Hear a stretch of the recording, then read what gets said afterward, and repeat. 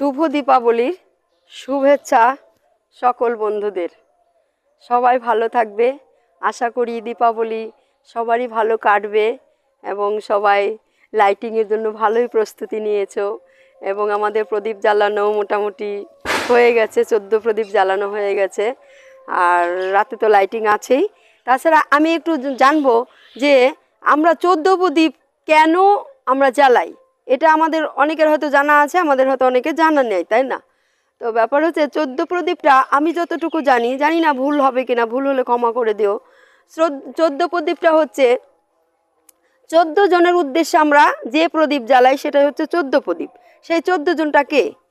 যেমন আমি যতটুকু জানি, যেমন ধর্মরাজ, মৃত, সন্তক, সর্বভূত ক্ষয়, বৃকোদয়, বৈভসৎ, উরুমর, আর কাল, যম, দগ্ন, পরমেষ্ঠ, নীন, চিত্র আর চিত্রগুপ্ত, এই 14 জনের উদ্দেশ্যে আমরা জ্বালাই।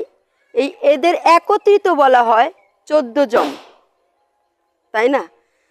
তো জানি না ভুল হলো না ঠিক হলো, ভুল হলে অবশ্যই ক্ষমা করবে, আর ঠিক হলে আমার পাশে থাকবে, কমেন্টে জানাবে।